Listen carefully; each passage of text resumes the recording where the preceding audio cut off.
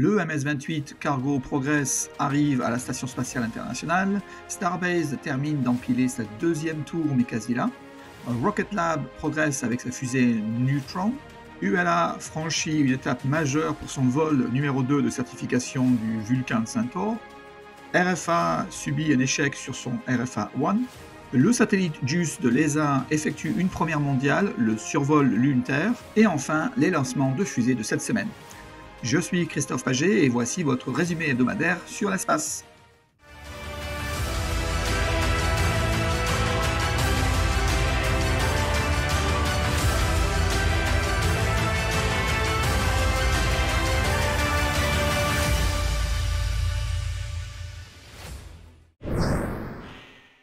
Dans l'épisode de la semaine dernière, j'ai parlé du lancement de la mission MS-28 visant à transporter 2,6 tonnes vers la SSI. Cela comprend du matériel et des équipements pour la station et pour des expériences, de la nourriture, des vêtements, des provisions médicales et d'hygiène, ainsi que de l'ergol pour le système de propulsion de la station, de l'eau potable et de l'azote pour reconstituer l'atmosphère dans la SSI. Cette semaine, le vaisseau est arrivé de manière autonome et s'est amarré à la SSI sans problème et y restera pendant 6 mois et rapportera des résultats des expériences menées, des conteneurs vides et des déchets de la SSI. À Starbase, le site de lancement était occupé comme d'habitude avec l'empilement des sections de la tour Mekazila numéro 2. Donc les 8e, 9e et en fait dernières sections ont été ajoutées à la tour. Ceci termine donc l'opération d'empilage et maintenant les tubes préassemblés doivent être connectés ainsi que tout équipement et câblage électrique ainsi que l'installation des bras et câbles du Mekazila et sa connexion rapide pour le vaisseau spatial.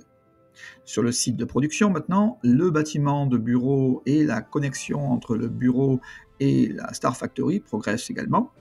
Le vaisseau spatial numéro 26, c'est l'étrange vaisseau censé voler, a vu ses moteurs retirés et a été renvoyé au jardin de fusée.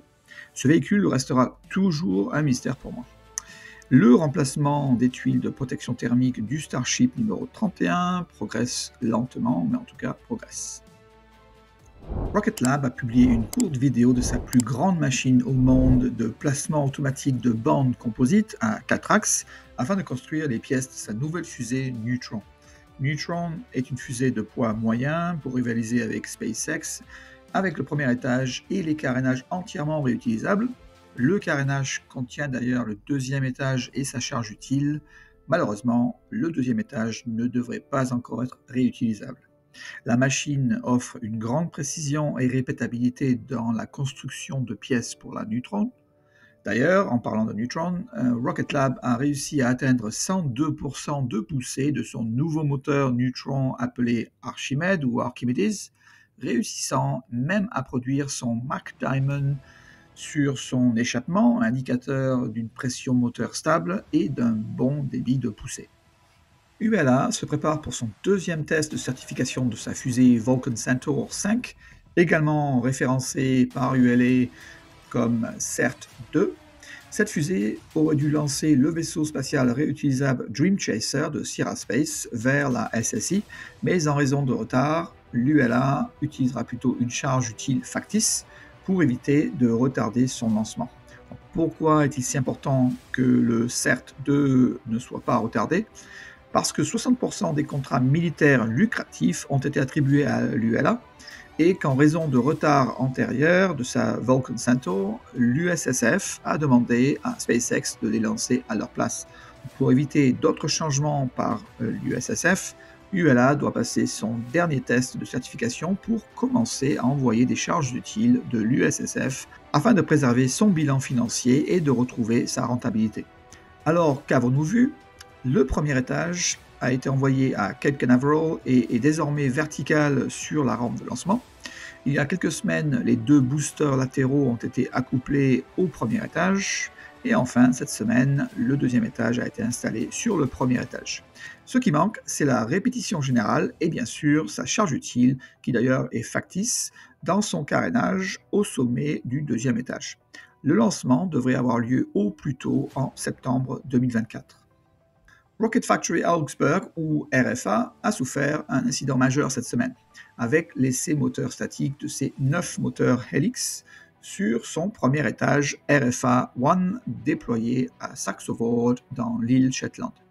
Ils ont préalablement effectué un essai moteur statique de 4 moteurs, puis ajouté les 5 moteurs restants et testé ces 5 moteurs seulement il y a quelques semaines. En testant les 9 moteurs, ils ont provoqué un incendie, comme vous pouvez le constater sur ces images, entraînant finalement la destruction du premier étage. La rampe de lancement ne semble pas être endommagée d'après les équipes de RFA et du port spatial de Saxo Voord, mais nécessiterait sûrement une remise à neuf. La CA exige qu'une enquête sur les défaillances soit complétée avant une deuxième tentative. RFA travaillait de toute façon sur une deuxième fusée car ils avaient l'ambition de lancer une deuxième fois cette année. Donc je vous fournirai plus de faits à ce sujet lorsqu'ils seront disponibles. En avril 2023, Ariane 5 a lancé le satellite JUICE pour étudier les lunes de Jupiter, donc Ganymède, Europa et Callisto, ainsi que Jupiter pendant au moins 4 ans. Afin d'économiser du carburant, ce satellite a effectué quelques assistances gravitationnelles pour augmenter sa vitesse et réalise actuellement une première dans l'espace qui est une double assistance gravitationnelle. En effet, il est d'abord passé par la Lune, comme vous pouvez le voir sur votre écran, pour augmenter sa vitesse. Il a ensuite utilisé la Terre pour corriger sa trajectoire afin d'obtenir une route plus directe vers Jupiter, bien qu'en fait, il le fera via Vénus, comme vous pouvez le voir sur votre écran, et il arrivera en juillet 2031, après un voyage de 8 ans. Quelle patience ont ces scientifiques d'attendre tout ce temps pour obtenir des premiers résultats, et quelle réussite de l'équipe de l'ESA.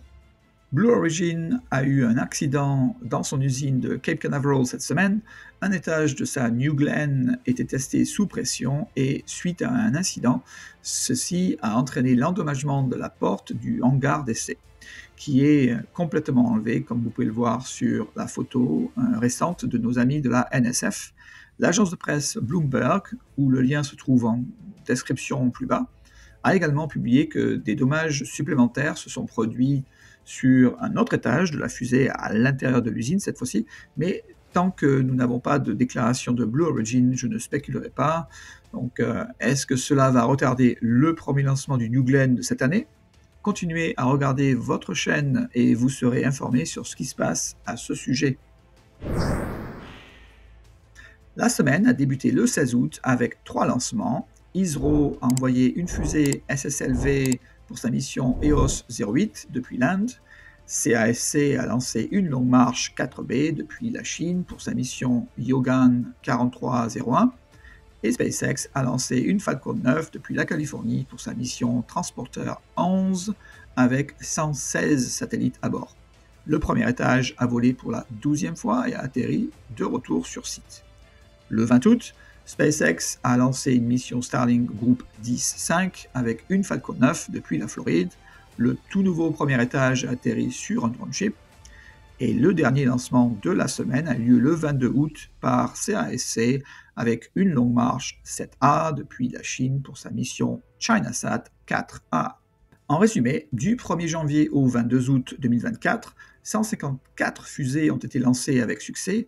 Sur ce total, 99 provenaient d'une entreprise ou d'une institution américaine, 35 d'une entreprise ou d'une institution chinoise et 4 d'une entreprise ou d'une institution indienne. Je vous laisse cette semaine avec une photo de Robert Edelmeier et Gabriele Gegenbauer de Messier 20, communément connue sous le nom de la nébuleuse Trifide, située à environ 5000 années-lumière en direction de la constellation du Sagittaire.